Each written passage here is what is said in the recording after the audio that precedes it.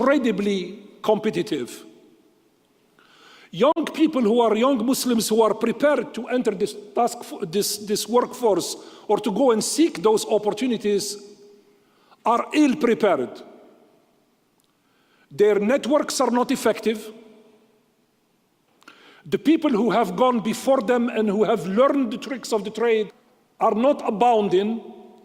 And as such, what we are seeing here is something where we have become casualties in statistics.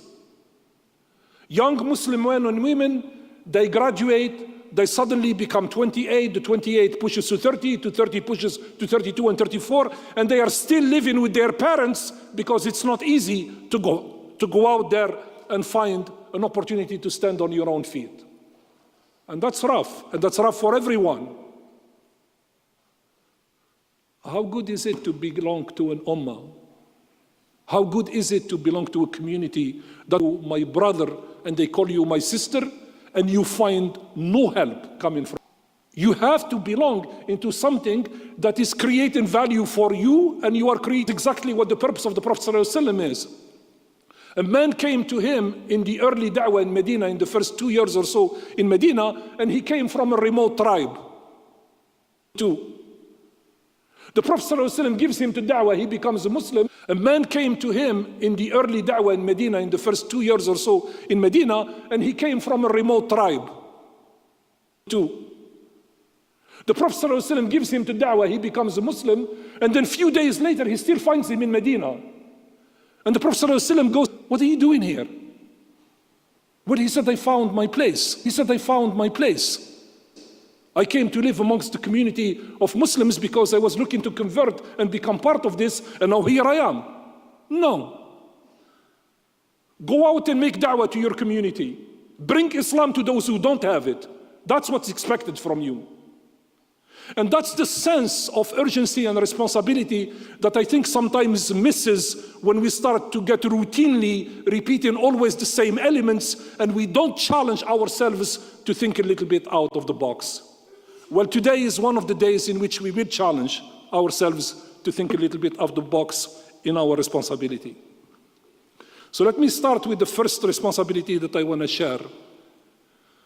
In the verse that I read from Surah Al-Taqwa, from Surah Al-Talaq. Everything in our faith, everything in our ummah, in everything we do individually, foundation. Taqwa Allah, ma kana amalan zahiran. When the taqwa of Allah subhanahu wa ta'ala is expressed into what is public, actions that abounds, is what is this. And I turn the voice to him. And Abi Dharr قال Rasulullah, I invite you to be pious to Allah subhanahu wa ta'ala. في سر أمرك وعلانيته. In the matters that are private to you and what is manifest in front of people. This advice of the Prophet ﷺ is to ensure that there is no dissonance and no misalignment between the image and the actions that we project in public and the reality of who we are internally. So that's a form of wiqaya. وَإِذَا أَسَأْتَ فَأَحْسِنْ. Nobody is perfect.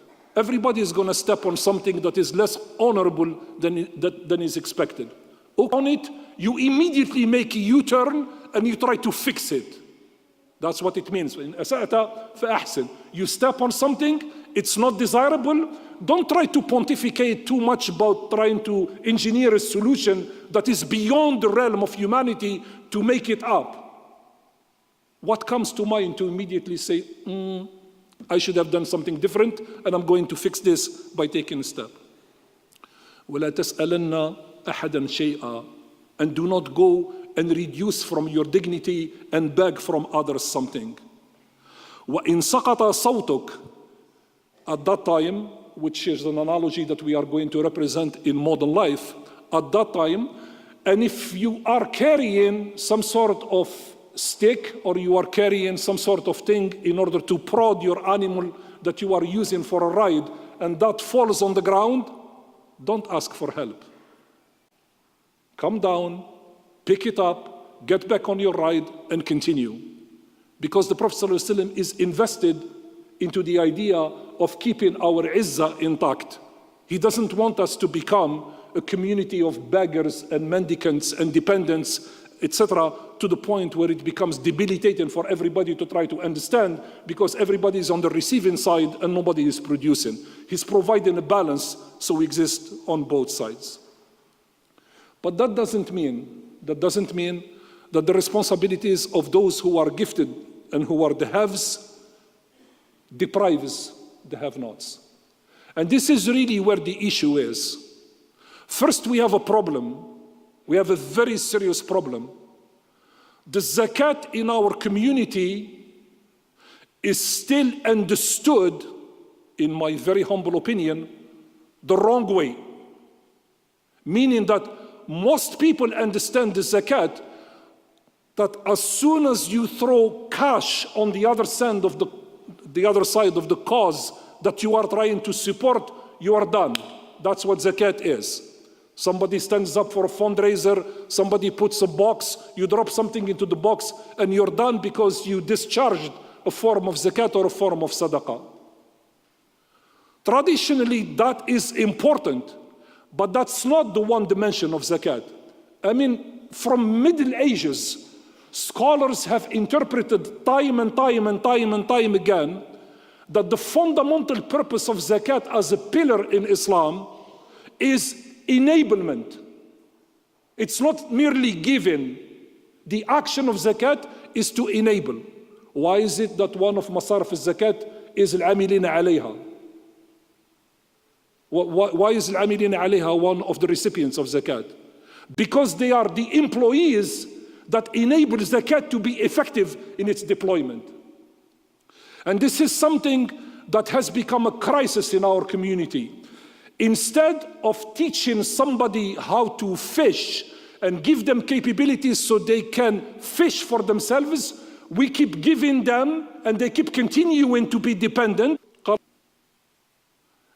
Envy is a disease of the heart that is highly shunned in Islam, and nobody should touch it because it's a very toxic disease. To envy someone for what they have and you don't, because that will make your life debilitating to keep wishing for what somebody else has and you don't. Except in two categories. The Prophet ﷺ says, رَجُلٌ أَتَاهُ اللَّهُ مَالًا فَصَلُّوا عَلَى هَلَكَتِهِ. You look at a man or a woman that Allah subhanahu wa ta'ala has gifted with wealth, and they will give so much of it that you feel that they are going to run into their real sense of obligation, that why am I wasting my time keeping this for others benefit from it? So that's the first one.